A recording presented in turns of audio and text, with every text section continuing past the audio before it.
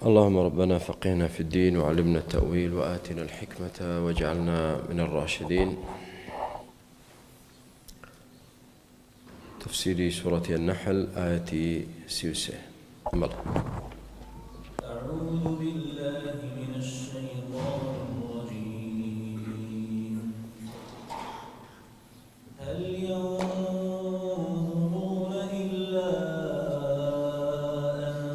تأتيهم الملائكة أو يأتي أمر ربك كذلك فعل الذين من قبلهم وما ظلمهم الله ولكن كانوا أنفسهم يظلمون. فأصابهم سيئات ما عملوا وحاق بهم ما كانوا به يستهزئون. وقال الذين أشركوا لو شاء الله ما عبدنا من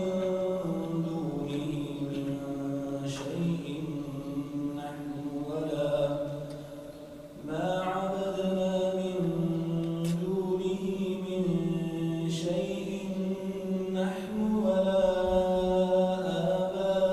آباؤنا ولا حرمنا من دونه من شيء كذلك فعل الذين من قبلهم فهل على الرسل إلا البلاغ المبين. هل ينظرون إلا أن تأتيهم الملائكة أو يأتي أمر ربك. پەروەردگار بۆمان باسی ئەو بێباوەڕانە دەکات کە شەریکیان بۆ خۆی پەروەردگار دادەنا و بە قورئانیان دەوت ئەساطیر الأولین واتانە ملکەچی وەحدانیەت و پەرستنی خوا بەتەنها بوون وەنا شوێنکەوتەی نراوەکەی بوون وەنە پابەندی قورئانەکەشی بوون. پێیان دەفەرمێ هەل ينظرون إلا أن تأتيهم الملائكة. باشە چاوەڕی چیەکە نەمانە؟ بۆچی ئیمان ناهێنن؟ ئایا چاوەڕی جگە لەم دووشتە شتێکی تر دەکەن؟ یا با چاوەڕی ئەوە بکەن مەلایکەتەکان بێن ڕوحیان بچێشن تەواو ئەجەل. ئەو یەأتی ئەمر ربک، یا ئەوەیە بڕیاری پەروەردگارت بۆ سزادان و لە ناودانیان بێت تەواو. ئەم دووشتە چاوەڕێیانە. یعنی ئینسان کە بۆ نمونە کاتێک پێی بوترێت تۆ دووشت لە ڕێگاتە سێیەمی نییە بۆیە خۆی گورج دەکاتەوە، قەزیکە بە جددی وەردەگرێت بۆی چونکە ئەگەر لەسەر ئەم ڕێگایە بڕۆی ئەم دووشتە لە پێشتە هیچی تر نییە. بەڵام واز لەم ڕێگایە بێنی بیتە سەر ڕێگاکەی تر نا، ئێستا شتێکی خۆش چاوەڕێتە.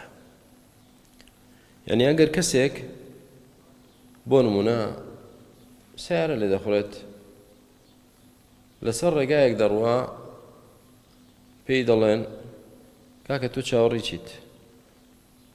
ئەم ڕێگای تۆ بۆ شوێنێک ناڕواکە تۆ مەبەستە، یا کە ئاواتی توی تیا بێتە دی دڵنیا بۆ ئەوێ نییە، یا چاوەڕی لە ڕێهەر لە ڕێگا ڕات بگرن و لە ناوت ببن، یا ئەوەی نهایەتەکەی تۆ بۆ شوێنێکی تر دەڕۆی دەتگەێنێ بە شوێنێکی تر. بۆچی هەر بەردەوامی لە ڕۆیشتن لەسەر ئەو ڕێگا هەڵەیە؟ بەڵام کە بێت و واز لەم ڕێگایە بێنیت و بێنیتەوە سەر ئەو ڕێگایی کە مەبەستە ئەو کاتەنا هیچ مەترسە، ترسی تێدا نییە. یعنی ئەوانەی کە بێ باوەڕن دەبێت چاوەڕی چی بکەن؟ بێباوەڕی دەرەنجامەکەی چییە؟ یا ئەوەیە يأتي أمر ربك يا لدنيا دا خواي قورة سزاد دا يا تشاوري روح تشاشانت كهر دمريد دا قريت ولا إخوة إنجالي خواي قورة سزاي قورة دا كواتا هيج روناچيك لم رقايا دانية هيج أملي نبت بێدینی یاخیبوون لەخوا هیچ پاشە ڕۆژێکی ڕووناچی بەدواوە نییە. كذلك فعل الذين من قبلهم پەروەردگار دەفەرمێ هەمان شێوەی ئەمانەی ئێستا کە یاخین لە کتابەکەی خوا پشت هەڵکردوون لە تەوحیدەکەی رب العالمین هەمان شتیان کرد ئومەتانی پێشوش. بەڵام پەروەردگار چی بەسەرهێنان؟ هەر لە قەومی نوحەوە تاوەکو قوڕەیش پەروەردگار چی بەسەرهێنان؟ کەواتە بۆچی قوڕەیشیەکان، بۆچی ئەهلی مەککە، بۆچی یاخیبووەکان پند و عیبرەت لە ئومەتانی پێشخۆیان وەرناگرن؟ وما ظلمهم الله وەکاتێکیش کە ئومەتانی پێش و هەر یەکەی بە شتێک خوا لە ناوی برد و نەبێ خوای گەورە ستەمی لێ کردبن، پەروەردگار ستەمی لێ نەکردن. ولكن كانوا أنفسهم يظلمون بەڵام ئەوان ستەمیان لە خودی خۆیان دەکرد. ئەوە ئەومان تێدەگەێنێت کە تۆ ڕێگایەکی چاوت هەڵبژێری، ڕێگای تیاچوونی خۆت هەڵدەبژێری، ڕێگای تیاچوونی خۆت هەڵدەبژێری، بەدەستی خۆت بەرەو بە هیلاک چوون دەبەی. کە غەیری ڕێگای ئیسلام هەڵبژێری خۆت ڕێگای لە ناوچوون و سزا هەڵدەبژێری. بۆ یەکلەی لە کەس مەکە کەس ستەمی لێت نەکرد و خۆت نەبێت. ئەومان بۆ دەردەکەوێت کە پەروەردگار نە لە ڕابردوو ستەمی لە کەس کردووە نە لە داهاتووش دەیکات. و ئەو بەڵایش کە بەسەر ئینسان دێت خۆی سەبەبە، خۆت سەبەبیت. ڕێگایەکی خوار هەڵدەبژێریت، بە ڕێگایەکی چەوتدا دەڕۆیت، ئەنجا کە یەکێ لەم دوانە هات یەکەمیان چی بوو؟ ئەن تەئتیەهم المەلائیکە، ئەوە هەر زۆر کارەساتە، ئاخر شەڕی یعنی ڕوحکێشانت بێت تۆ هەر لەسەر ڕێگای چەوت بی، ئەمە هەر زۆر کارەساتە. خوا پەناماندا، پەنا بەخوا لە ئاخر شەڕی، پەنا بەخوا لەوەی بمرین بە شێوازێک خوا لێمان ڕازی نەبێ، هەر زۆر موسیبەتە. جا چ ئەوەیان بێت چ ئەوە بێ هەر لە دنیا خوای گەورە تووشی بەڵایەک، موسیبەتێک، ناڕەحەتیەک، ناخۆشیەکت کە یەکسەر لۆمەی نەفسی خۆت بکە. قورئان ئاوا مرۆڤەکان پەروەردە دەکات. هەر کاتێ ئێمە بە خۆماندا چووینەوە و محاسبەی نەفسی خۆمانمان کرد و هەستمان کرد کە سەبەبی فەشەلەکانمان خۆمانین، دەتوانین چارەسەری ئەو فەشەلە بکەین. بەڵام هەر کاتێک وات زانی سەبەبی فەشەلی تۆ غەیری تۆیە، کەسێکی ترە، قەت سەرکەوتوو نابی، قەت هەڵەی خۆت نازانیت.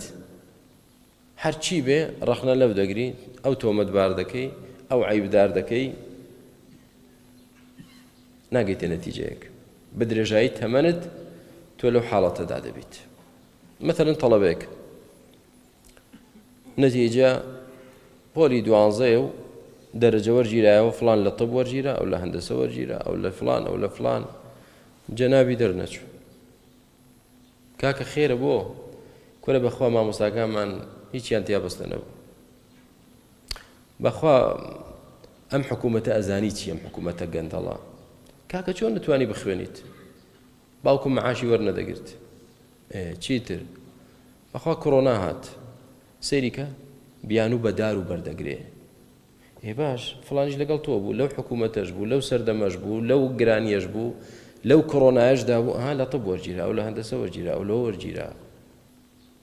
قەینادەی دانیشە ساڵ دانیشە ساڵێکی تر چونکە تێنەگەیشتووە سەبەبی فەشەلەکەی خۆیەتی، ساڵی دومیش هەمان شت ئەن تەرتیب.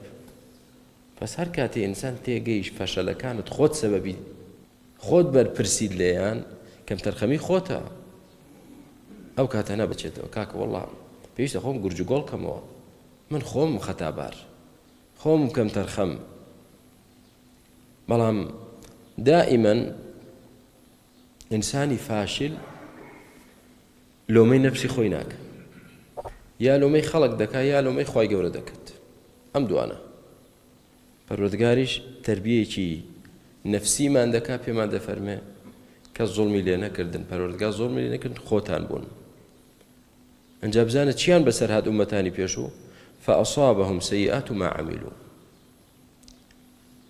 سيئات ما عملوا يعني خراپەی ئەو کردەوانەی کە کردیان، کردەوە خراپەکانیان توش بووەوە. کە دیقەت بدەنێ دەفەرمێت چیان توش بوو؟ ئەو کردەوە خراپانەی کە کردیانن تووشیان بوو، خۆی نەتیجەکەیان توش بوو، ئاکامی کردەوە خراپەکانیان توش بوو، سزای کردەوە خراپەکانیان توش بوو. بەڵام ئەوە وەکو چییە؟ إطلاق السبب مكان المسبب، يعني لجاتي مسببك السبب بكاربيني. يعني ليرة دا پروردگار دا فرمي فأصابهم چي عقوبة سيئات ما عملوا، عقوبي أو كرد وخرابي ككرديان توشيان بو، توشيان بو. بۆچی عقوبەکەی باز نەکرد؟ یەکسەر کردەوە خراپەکانی باز کرد بۆی بزانی سەیئات عقوبەی هەیە. و عقوبەکەش چییە؟ عقوبەکەش بەرهەمی پڕاوپڕی خراپەی خۆتە. وا مەزانە خوای گەورە زۆر من لێ دەکە. وحاق بهم ما كانوا به يستهزئون. حاق يعني دەوری دان تەواو ئەوەی کەوان گاڵتەیان لێ دەهات ئاوا بەڕاست سزا دەدرێن. یعنی کە ئێمە بەتەنها خواپەرستی نەکەین، شوێن محەممەد نەکەوین، شوێن قورئان نەکەوین، یان شوێن پێغەمبەرانی پێشوو نەکەوین، یعنی تیا دەچین بەڵاممان بۆ دێ لە ئاسمانەوە خوا لە ناومان دەبا گاڵتەیان لێ دەهات. خوای گەورە فەرمێ ئەوەی کە گاڵتەیان پێ دەکرد دەوریدان دەور. بۆچی فەرمووی حاقە؟ حاقە یعنی بە یەک جاری کە هیچ کەلێنێک منفەدێک دەرچەیەکی بۆ نەهێشتنەوە تیایدا دەرباز بن و ڕزگاریان بێت و لەو سزایە نەجاتیان بێت. نە، تەواو بە تەواوی دەوریدان و کۆتایی پێهێنان و لە ناوی بردن. کەواتە نەتیجەی گاڵتەکردن بە دینی خوا، بە پێغەمبەری خوا عەلەیهی سەڵام وسەلام، بە پەیامی خوا، بە هەڕەشەکانی خوای پەروەردگار زۆر کارەساتە، زۆر وریابە. گاڵتە لەگەڵ پەروەردگار ناکرێت. وە مەزانە کە ماوەیەک لەسەر تاوان بەردەوام بوویت، ئەی کوا ناڵێ چاوەڕێیەکێک لەم دوو شتە بکە، یا مەلایکە دێ ڕوحت دەکێشە و یا عقوبەی خوا دێ. ئێمەوە چەند ساڵ ئێمە بەردەوامین لەسەر ئەو ڕێگایە. چاوەڕێ بە، چاوەڕێ بە، بزانێ چێ لەم دوانە تووشت دەبێ یان نا. یا عقوبەی خوا لە دنیا دەتگرێ، یەتی ئەمر ڕەبیک، یا ئیلا گەڕانەوەت بۆ لای خوای پەروەردگارە، گەڕانەوەت بۆ لای پەروەردگارە. ئەگەر ڕاست دەکەی ناهێڵی بمریت، بەسەر چا دەڵێن وەڵا تۆ گرێوی خۆتت بردەوە، ئەوەتە پەروەردگار چاوەڕێتە بگەڕێیتەوە بۆ قیامەت و بتخاتە جەهەنەم، تۆ ناهێڵیت. بەڵام دەتوانیت نەمری برام؟ ناتوانیت، کەس ناتوانێت نەمرێت. لەوە چیمان بۆ دەرکەوت کە خەڵکی عیناد و سەرکەش بەردەوامن لە یاخیبوون، نازانن یەکێک لەم دوو شتە چاوەڕێیانە، هەر وەکو چۆن ئومەتانی پێشوو کە یاخی دەبوون یەکێ لەم دوو شتە چاوەڕێیان بوو و فعلەن تووشیشیان بوو. ئومەت هەیە یاخی بوو بێ لە پێغەمبەرەکەی و خوای گەورە عقوبەی نەدابێ، فەکوڵەن ئەخەذنا بذەنبه. خوای گەورە فەرمێ هەموو ئومەتان بە سەبەبی دەنب و تاوانی خۆیان گرتمانن لە ناومان بردن. هەیە خوا غەرقی کرد، هەیە خوای گەورە بە زەویدا ڕۆی برد، هەیە پەروەردگار بە دەنگێک لە ناوی برد، هەیە بەردبارانی کرد، هەیە گوند و شارەکەی هەڵگەڕاندنەوە و سەرەوبنی کرد، هەر یەکەی بە شێوازێک. و لە هەمووشی داوتمان ستەمکار خۆتانن. دواتر پەروەردگارمان بیانووی کەسە فاشیلەکانمان بۆ دەردەخات. وقال الذين أشركوا وأوانيك هاوليان بو خوادانا و پێغەمبەران پێیان دەفەرمونون کاکە شەریک بۆ خوا دامەنێن لەگەڵ خوا کەسی تر مەپەرستن بیانوەکەیان چی بوو؟ وقال الذين أشركوا لو شاء الله ما عبدنا من دونه من شيء نحن ولا آباؤنا ولا حرمنا من دونه من شيء. جابوا قليل إيما دكن خوك أخواي قوروي استباي لو شاء الله ما عبدنا من دونه من شيء. أجر أو إشي إيما غلط وايا أو خواي قورا نيدهشت إيما بتپەرستی و شخص پەرستی بکەین جگە لە خوا کەسی ترمان نەدەپەرست کە پەرستومانن دیارە خوا ڕازی بووە ئەی ناڵێن خوای گەورە لەسەر هەموو شتێک بە توانایە و هەموو شتێک بە بڕیاری ئەوە و هەموو شتێک بە قەدەرە و ئێمادام ئێمە لەگەڵ خواشتی ترمان پەرستووە دیارە خوا ڕازیە یعنی وتیان چی خلاصەی قسەکەیان چییە القدر علامة الرضا قدري خوا نشاني رازيبوني خوايا آية وايا نا ومزانا أو شتيك خواي قورا لسرتي بنوسي يعني بي خوش ولي رازية بوتو نا هيدا چه زينا دكا كاكا چي بكم خواي قورا أي تواني من زينانكم ما دام ليم قراو كردم ديار رازية قتلك دكا يبو قتلت كرد أي باشا خواي قورا ما بستي نبوع من قتل كم دم تواني بي كم نانم دتواني كواتا ديار خواي قورا رازية استا دەیەوێت چی بکات دەیەوێت سەبەبی شەریک بۆ خوادانان و سەبەبی کوفرەکەی خۆی بخاتە سەر پەروەردگار جەلە جەلالوه هاوتمان کەسی فاشل سەبەبی فەشەلەکەی خۆی یا دەخاتە سەر خەڵک یا دەیخاتە سەر خوای گەورە تۆ بۆچی سەرکەوتوو نەبووی وەڵاهی دیارە خوا منی خۆش ناوێت زۆر سەعیم کرد زۆر محاولەم کرد ئەوەتە دەرەجەم نهێنا خواش لەگەڵ فەقیر نییە ئەستەغفر الله هەیە قسەیە دەکات خواش لەگەڵ فەقیر نییە یا خوا لەگەڵ میلەتی کورد نییە ئەوە دەیان بین ئەڵمانیەکان ئەو قسانە ناڵێ خۆمان سەبەبی فەشەلی خۆمانین ئێستا دێت ڕەخنە لە خوای گەورە دەگرێ لەو شاء الله ئەگەر خوا ویست بای ولا حرمنا من دونه من شيء نخومان و نباوك و باپیران من بتپەرستیمان دەکرد و نەشتێکیشمان حرام دەکرد کە ئێستا ئێوە دەڵێن حەڵاڵە بۆچی حرامی دەکەن دیارە خوای گەورە وای ویستوە بۆیە وامان کردووە کەواتە گلەی لەسەر ئێمە نییە کە هەڵەمان کردبێ لە بتپەرستی و شەخص پەرستی و کە هەڵەمان کردبێ لەوەی کۆمەڵێ شتی حەڵاڵمان لە خۆمان حرام کرد ئەوە تاوان لە خوایە والعیاذ بالله تاوان لە ئێمە نییە ئەجینا بۆچی خوای گەورە لێمان دەگەڕاوە بکەین دیارە کە هەڵە بێ ئەو سەبەبە کە هەڵەش نەبێ تەواو کێشەمان نییە كذلك فعل الذين من قبلهم الاحتجاج بالقدر على المعايب من فعل الذين من قبلهم يعني بيانو قرتن بقدر خوا همان إيشي أمتاني بيشوتريش بو وهمان إيشي همو فاشليكا همو كسيكي فاشل يحتج بالقدر على المعايب بيانو بقدر دقري همو كسيكي فاشل چی بکەین دیارە خوانەی نووسیوە دیارە خوانەی نووسیوە من دەرچم چی بکەم دیارە خوانەی نووسیوە من نوێشکەم دیارە خوانەی نووسیوە من ڕۆژوو بگرم كذلك فعل الذين من قبلهم فهل على الرسل إلا البلاغ المبين باشە بۆ تۆ بیان و بەقەدەر دەگری بۆچی تاوان لەسەر خۆت لا دەبەیت ئێمە گەر پێغەمبەران عەلەیهیم الصەلاة وەسەلام پێیان ڕانەگەیاندن خوای گەورە ئەوەی دەوێت نەک ئەوەی ئێستا ئێوە لەسەرینی يعني القدر والشرع الشرع والقدر ئەم دووشتە پێغەمبەران هاتوون قەدەرمان پێ بڵێن یا شەرعمان پێ بڵێن شەرع وانییە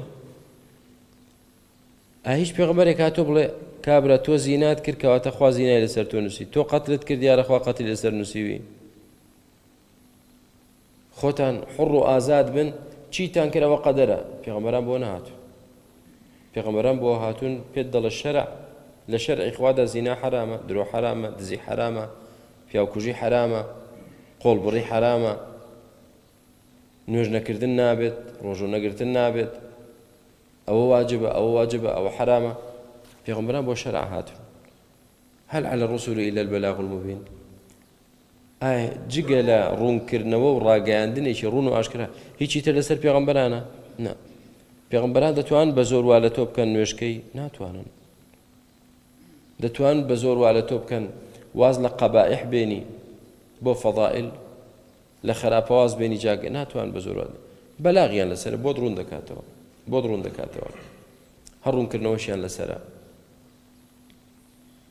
دا مووقفی ئینسان لە بەرامبەر شەرع و قەدەردا ئەمە بابەتێکی عەقیدەیی گرنگە، ئاگاتان لێ بێت.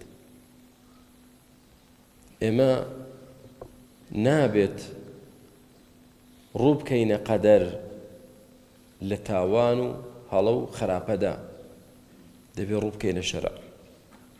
محاسبەی خۆمان بە شەرعکەین نەک بە قەدەر. محاسبەی خۆمان بە شەرعکەین نەک بە قەدەر. ئێستا تۆ فڵان تاوانت کرد، مەڵێ خوا نووسی بووی، نا، بزانە پێغەمبەران لە خواوە چیان بە تۆ وتووە؟ ئەم شتەی تۆ کردت شەرعیە؟ چیان بە تۆ ڕاگەیاندووە؟ نەوەڵا لە شەرعدا هاتووە کە ئەم شتە تاوانە، نابێ بکرێت. ولا تقربوا الزنا، لە زینا نزیک مەبنەوە. خواوات پێ دەڵێ کە چیە دەڵێ؟ خوا لەسەرمی نووسیوە، چی بکەم؟ خوا بۆ تو نووسیوە لە شەرعەکەیدا لە دینەکەیدا زینا نەکەیت. ئەمما احتیجاج بە قەدەر بکەیت، ئەمە ئیشی مشریک و کافرەکانە، ئیشی موسڵمان نییە. بۆیە زۆر کەسێ موسڵمانە بەداخەوە، بەڵام ئیشی ئەوەیە بیان و گرتن بە قەزا و قەدەر و ڕەخنەگرتن لە خوای پەروەردگار. مەڵێ ولقد بعثنا في كل أمة رسولا أن اعبدوا الله واجتنبوا الطاغوت فمنهم من هدى الله ومنهم من حقت عليه الضلالة فسيروا في الأرض فانظروا كيف كان عاقبة المكذبين. ولقد بعثنا في كل أمة رسولا. أم آيات زور مزنة زور گرنگە مسلمان ئاگای لێی بێت.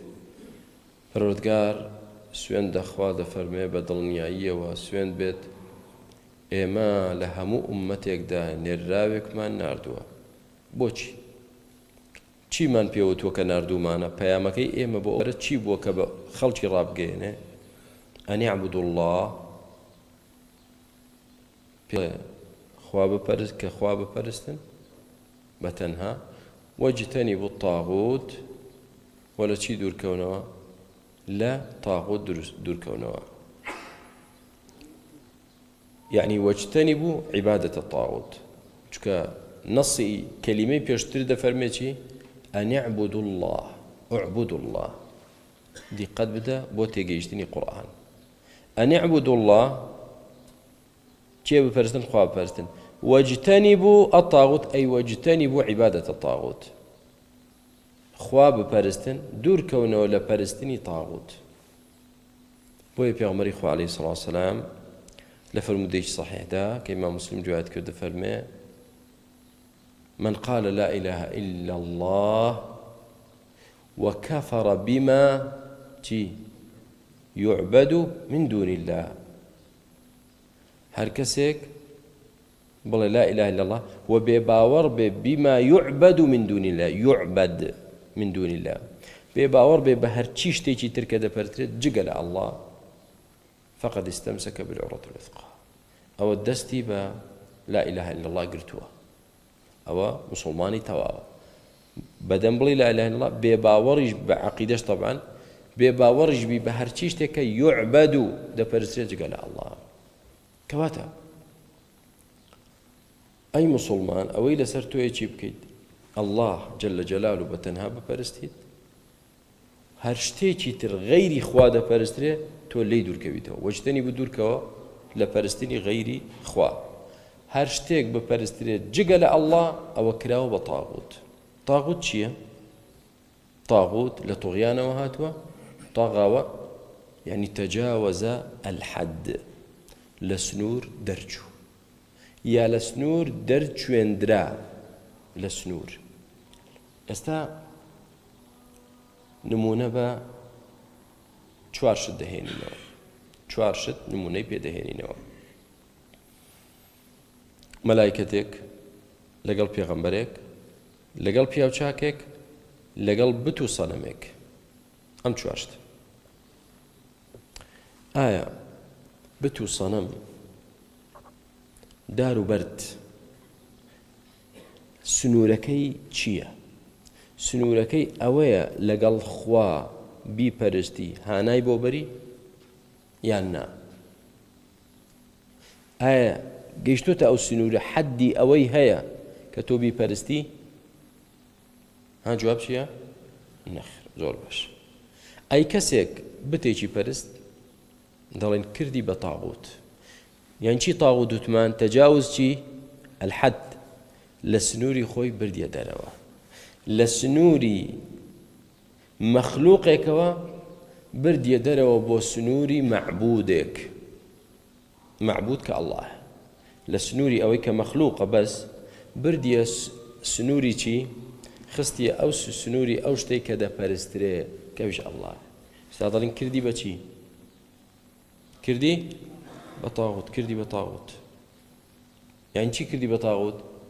لە سنووری خۆی بردیە دەرەوە، دەری چوان، لە سنووری خۆی دەری چوان. باش. یعنی ئەگەر بۆ نمونە دوو بازنە بچێشین بە تەنیژ یەکەوە،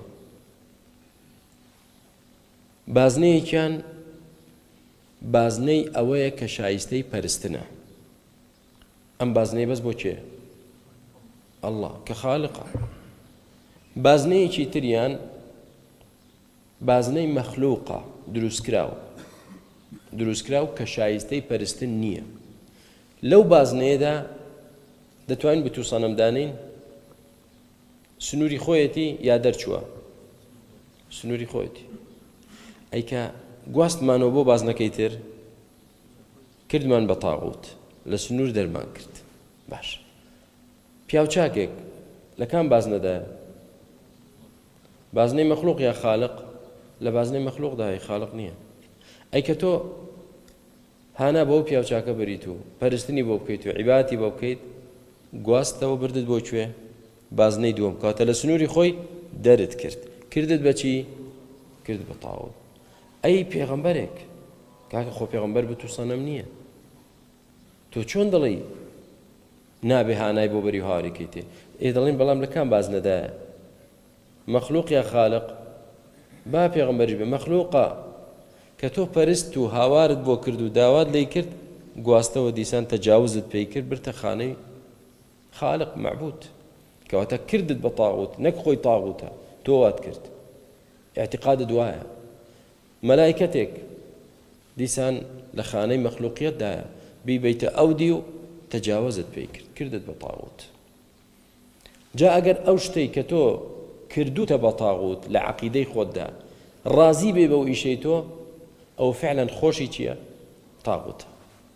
ئەی کە ڕازی نەبێ، ئەوە لە خودی خۆیدا تاغوت نییە، بەڵام لە تەسەڕوفات و عەقیدەی تۆدا تاغوتە، تۆ کردوتە بە تاغوت. کە ڕازی بوو خۆشی تاوانبارە، کە ڕازی نەبوو تاوان لەسەر ئەو نییە، تاوان لەسەر تۆیە. تاوان لەسەر تۆیە. عیسا عەلەیهی السەڵات وەسەلام خەڵکی دەیپەرستێ، وانییە؟ گاورەکان دەیپەرستن. گاورەکان لە بازنەی مەخلووق گواستیانەوە بۆ بازنەکەی تر، وایە؟ کردویانە بە تاغوت. بەڵام ڕازی عیسا بەم کارە؟ کەواتە خۆی لە خۆیدا چی نییە؟ تاغوت نییە. بەڵام خەڵکانێک کردویانە بە تاغوت. خەڵکانێک کردویانە بە تاغوت، نەک خۆی تاغوت بێت، چونکە ڕازی نییە. ومن يقل منهم إني إله من دون الله فذلك نجزيه جهنم. ومن يقول منهم، هر کەسێ بڵێ من ئیلاهم، من پەرستراوم، من شایستەی ئەوم هانام بۆ بەرن، عیبادەتم بۆ، ئەوە تاغوتە، خۆی لە خۆیدا تاغوتە. پیاوچاکێک بە خەڵک دەڵێن لە خوا بترسن، خوا بەتەنها بپەرستن، تەنها داوا لە خوای گەورە بکەن، سوێن تەنها بەو بخۆن. ئێستاوە خۆی لە خۆیدا تاغوت نییە، بەڵام خەڵکی دەیکا بە تاغوت. ئەی کە بە خەڵک بڵێ منتان بەسە هەرچی هەتان بوو لە خۆشی و ناخۆشی ڕوو بکەنە من داوا لە من بکە تەواو شێخی خۆتان هەیە ئەمە چییە؟ ئێستا ئەمە ڕازیە چی؟ خۆی ڕازیە بەو شتە کە بکرێ بە تاغوت کە بکرێ بە تاغوت بۆیە عیسا عەلەیهی الصەلاة وەسەلام خی گەورە پێ دەفەرمێ یا عیسى ابن مريم أأنت قلت للناس اتخذوني وأمي إلهين من دون الله خی گەورە دەزانێ بەس بۆ ئێمەی دەردەخا ئەوە تۆ بە خەڵکت دەوت من و دایکم بکەنە دوو ئیلاه بمان پەرستن بمان خەنە خانەی ئەو دیو قال سبحانك ما قلت لهم إلا ما أمرتني به أن اعبدوا الله ربي وربكم خی پەروەردگار پاچی بۆ تۆیە من هیچم پێ نەوتون ئیلا ئەوە نەبێ کە خۆت ئەمرت پێ کردوم کەوتومە خوا بپەرستن پەروەردگاری منیش و هی ئێوەشە ئەوم پێوتون ئەی کە هیچێک پێیان بڵێ بەڵێ منیش بپەرستن هانا بۆ من بەرن من واستەتان بۆ دەکەم ئێستا و خۆشی تاغوتە باش کەواتە ئێستا بابین لەم مۆزوع حاڵی بین ئەن اعبدوا الله واجتنبوا چی؟ عبادة الطاغوت طاغوت چییە؟ كل ما تجاوز به العبد حده هر شتێک عبد لە سنووری خۆی بیباتە دەرەوە لە سنووری مەخلوق بۆ سنووری خالق لە سنووری عابد بۆ سنووری معبود ئەوە کراوە بە تاغوت دەبێت لێ دوورکەوێتەوە کەواتە ئەمە بریتیە لە تاغوت یعنی اجتنابی تاغوت بەم شێوازە دەبێت ئەگەر تۆی مسلمان باوەڕ دوا بوو تەنها خوای پەروەردگار شایستەی پەرستنە غەیری خوا هیچی شایستەی پەرستن و داوا لێکردنە بۆ بردن نییە ئەڵڵا زیاتر کەسی ترت نەپەرست ئێستا ئەم ئاەتت جێبەجێ کردووە یا جێبەجێت نەکردووە جێبەجێت کردەوە براکە تەکفیریەکان ئەم ئاەتیان بەکارهێناوە بۆ ئیستیغلال بۆ چاواشەکاری بۆ تۆقاندنی خەڵک بۆ لاڕێکردنی خەڵک گەنجانێکی زۆر بەلای ئەوانەوە هەرچی سەرکردەی وڵاتی موسڵمانێ ئەوە ئەو تاغوتەیە کە خوا دەفەرمێ لێی دوورکەونەوە باشە چۆن لێی دوورکەوینەوە ئەو دەڵێ وەشتنی بۆ تاغوت دەبێت تۆ هەموو سەرکردەکان بە کافریش دابنەی بە کافریش دایان بنەی ئەنجا و خەڵکیشیان لێ ئاگادار کێتەوە کەوانە کافرن کەوات نەکرد کاکە تۆ کوفرت بە تاغوت نەکردووە کوفرت بە تاغوت نەکردووە یعنی کە تۆ نەڵێ فڵانیش و فڵانیش و فڵانیش و فڵانیش و هەمووی کافرن ئەوەش کافریان نەکا کافرە ئەوەش کە بوەستێ لە کافرکردنیان ئەویش کافرە تۆ کوفرت بە تاغوت نەکردووە هەر نەهاتوویتە ناو دایرەی ئیسلام ئەمە جەهالەت و حەماقەتە ئەمە تێنەگەیشتنە لە دین کەسێک ئیدعای ئیسلام کە بەڵام کۆمەڵە شت دەکات زانایان ئیجتیهاد دەکەن لە مۆزوعەکە ئایا بەو شتە کابرا کافر دەبێ یا کافر نابێ ئەهلی علم ئیجتیهاد دەکەن هەیە دەڵێ من دەترسم لەوەی بڵێم کافرە چکە وانە بێ بۆ خۆم دەگەڕێت ئەمە ناچێتە هیچ لا من قەریب ولا من بەعید نە لە نزیک و نە لە دوور پەیوەندی بە وەشتنی بە تاغوت نییە پەیوەندی بە کوفر بە تاغوتەوە نییە ئەسڵەن هیچ پەیوەندی بەوە نییە ئەمە دەچێتە بابێکی شەرعی قەضائی ئایا فڵانە کەس تەوەفوری شروطی لەسەر کراوە ئینتیفاعی مەوانع بووە ئیقامی حجەی لەسەر کراوە ئایا شایستەی ئەوەی بڵێ کافر یا شایستە نییە ئەوە ئیشی قاضیە چ پەیوەندی بە ئیمان بالله و کوفر بالتاغوتە چ پەیوەندی بەوە هەیە بۆی هەر موسڵمانێک دەیبینی کە موسڵمان بێ بەڕاستی ئایا تۆ باوەڕت بە پەرستنی غەیری خوا هەیە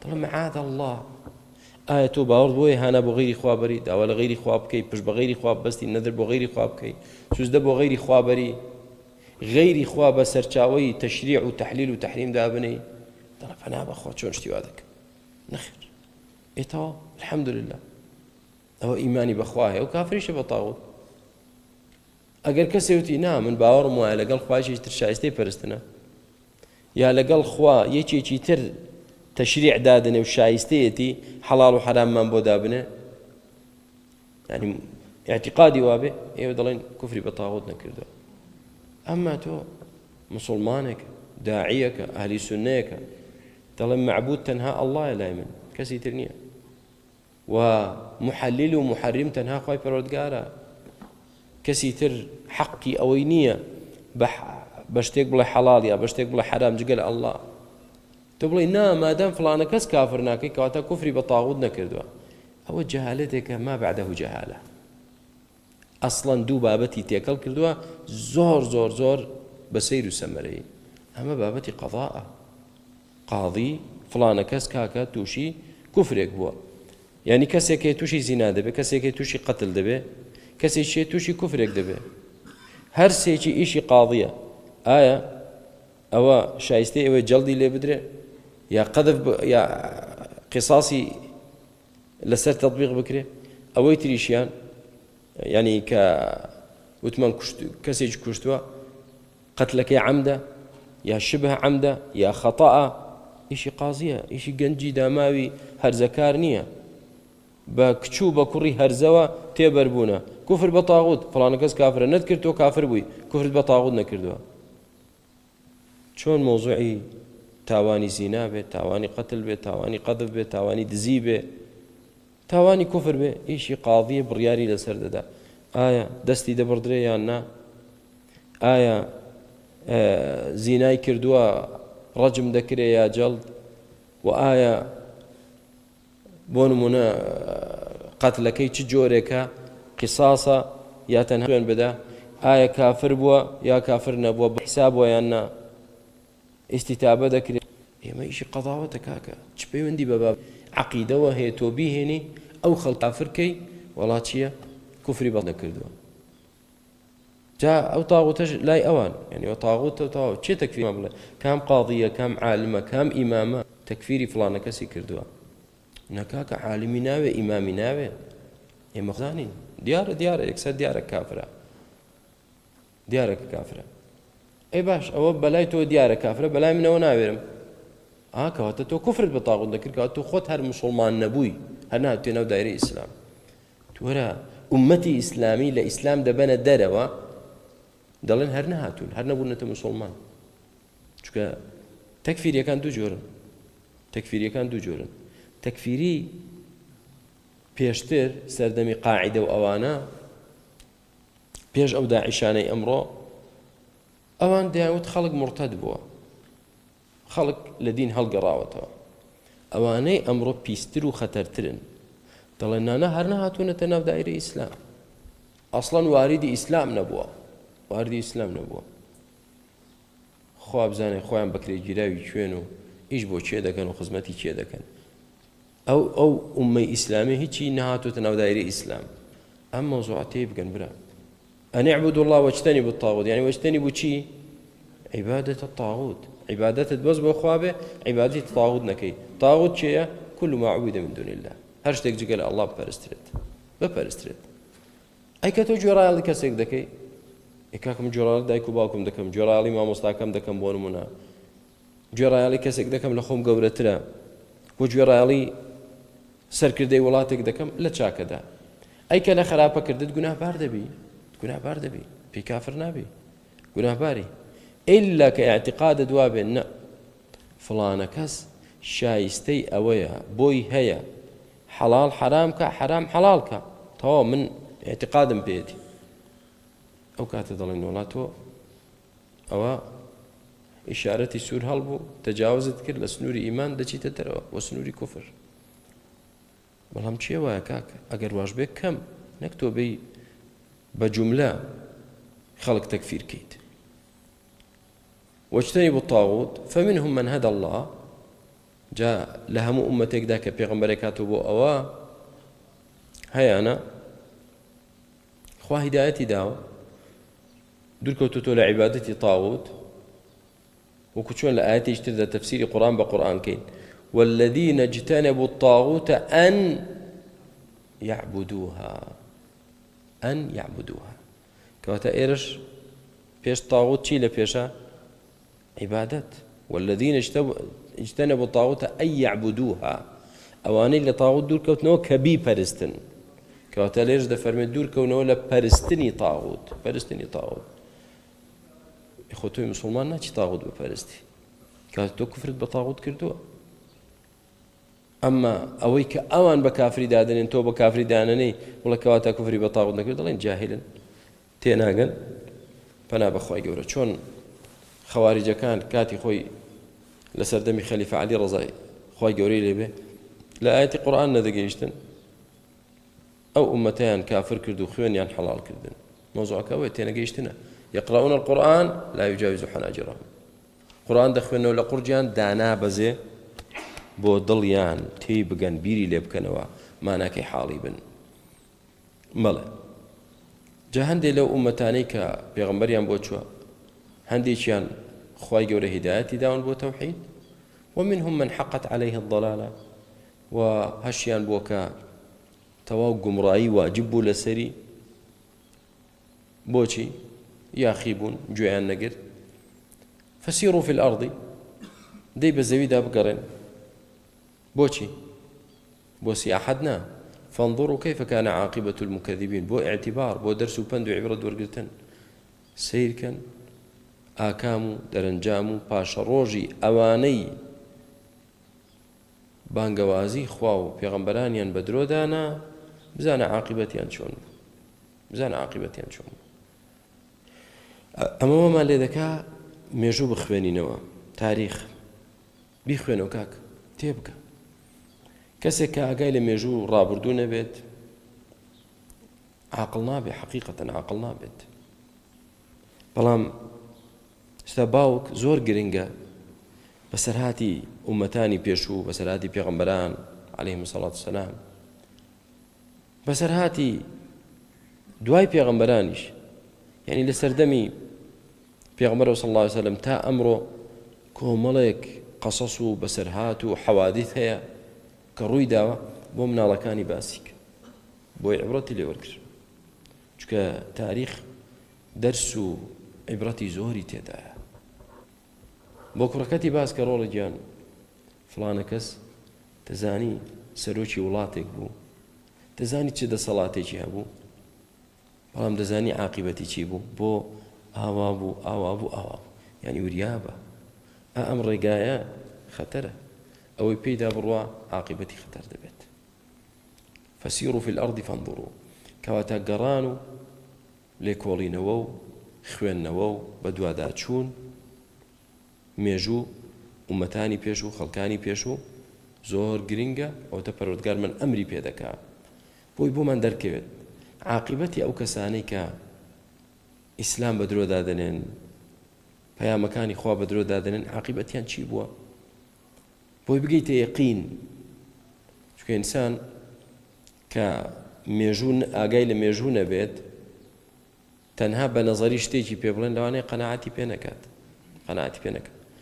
کورە چێ دڵەوە دەڵێن وەڵا هەر کەسێ نوێژ نەکات و ڕۆژوو نەگرێت و یا هەر کەسێ زینا بکات و سوو بخوات و حەرام بخوا خراپە.